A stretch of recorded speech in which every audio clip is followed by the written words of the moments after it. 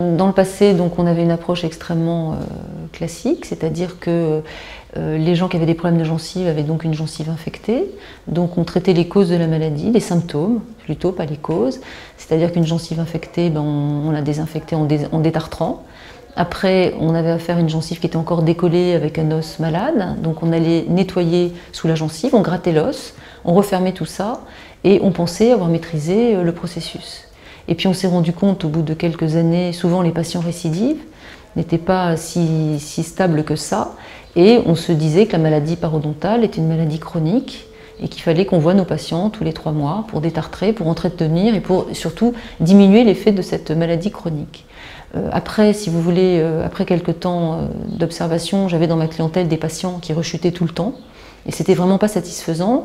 J'avais pas l'impression de donner une solution pour eux. Donner une solution pour les traitements n'était pas la solution de guérison. Alors je me suis orientée vers une approche médicale, où là, on ne parle plus du tout des symptômes de maladie, mais de la cause de la maladie. Il se trouve que la maladie parodontale, c'est infectieux.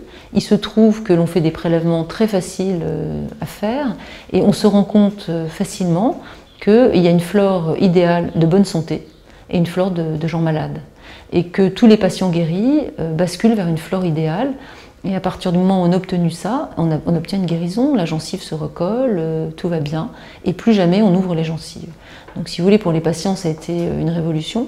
On n'ouvre plus les gencives, on les soigne, et de façon définitive. Le traitement n'est pas un traitement douloureux, parce que c'est un traitement médical.